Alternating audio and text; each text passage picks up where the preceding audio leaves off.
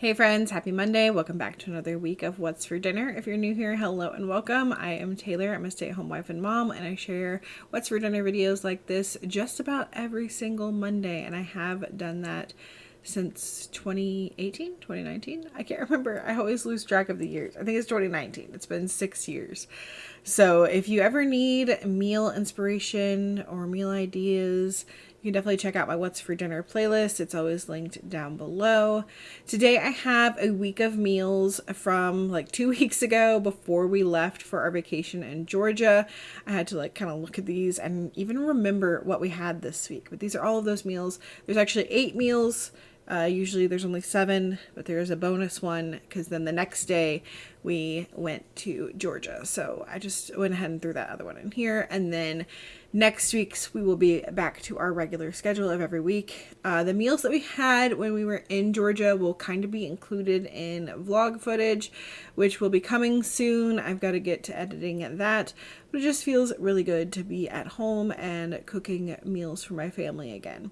But let's go ahead and get into this week's What's for Dinner.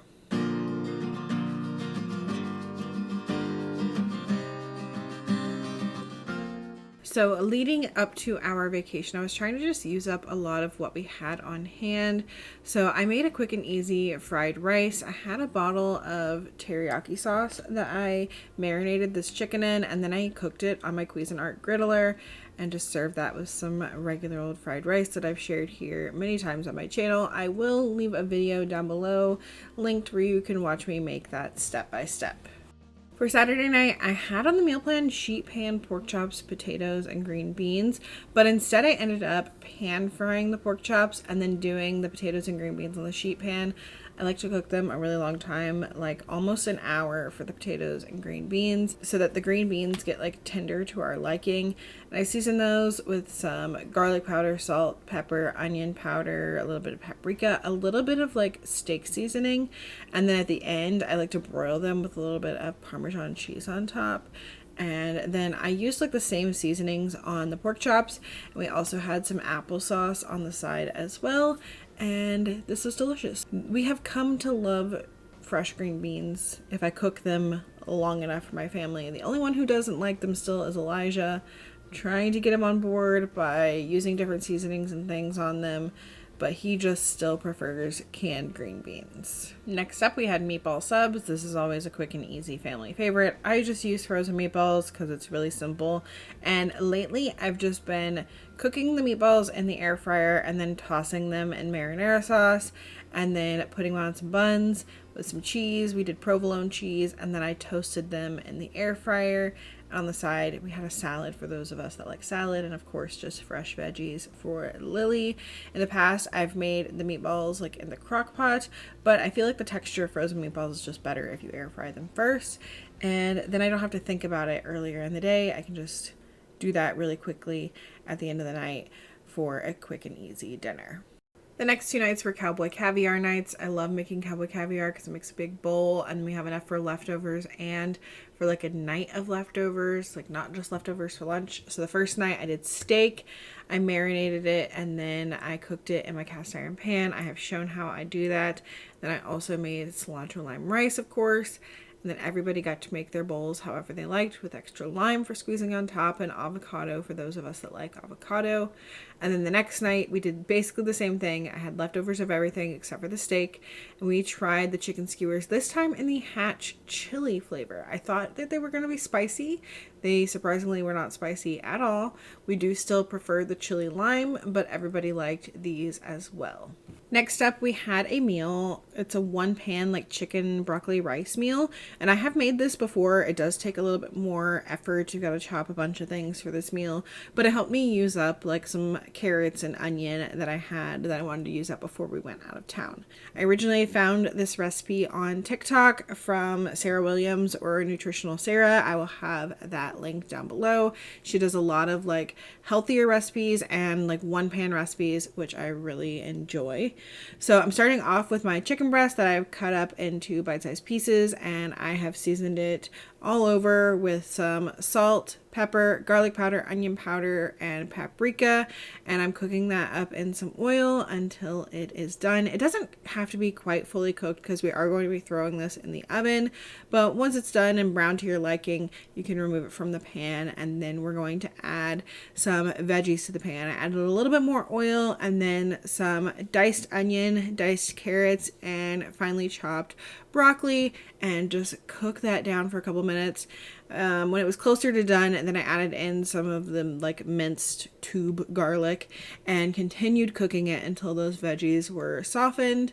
And then I added in 2 tablespoons of butter and a cup of white rice, and I just kind of tossed that around until the butter was melted. It got the rice just a little bit toasted, but I really didn't have time to be standing here toasting it for too long, so I just kind of moved on once the butter was melted. And then I added in 2 cups of chicken broth, kind of scraping up the bits from the bottom of the pan. And then I added a little bit more of the seasonings, the garlic powder, the onion powder, smoked paprika, and I also did a little bit of Tony's Creole seasoning because that sounded good. And then I added in some shredded cheddar cheese. I added back in my chicken and gave everything a good stir. And then this is going to go in the oven on 350 degrees for about 20 minutes. After 20 minutes, I pulled it out of the oven, stirred it around really good. It was almost done. The rice was almost there. I added in a little bit of milk, make it a little bit creamy, and then I'm going to top this with some shredded cheese and a sleeve of Ritz crackers that I have crushed, and then pop this back into the oven. And I did it for an additional 10 minutes. She did 5, but I felt like my rice needed a little bit more time this time, so I did 10 more minutes, and then it turned out great. This is such a good one pan meal. It's so rich and creamy and filling, and it's got all your meat and veggies and everything you need in it, and it was pretty easy considering the fact that I had to cut everything up, but it being a one pan meal makes it pretty easy. Next up is a recipe that I kind of found on the Lemon8 app for cottage cheese, high protein fettuccine Alfredo with chicken and broccoli. I thought I was recording when I put these things in the measuring cup, but apparently I was not. This is 2 days before we were going out of town, and I was just trying to use up some remaining ingredients. I realized I used up the last of my milk on something else, and dinner was almost ruined, but I ended up finding some heavy whipping cream in the back of the fridge that I ended up using instead. So I did a cup of heavy whipping cream, a little more than a cup of cottage cheese because I just used whatever was left over. And then I'm adding in a tablespoon of cornstarch, some salt, pepper, garlic powder, basil. I'm using the basil paste, some oregano, and then I'm also going to use some garlic paste too.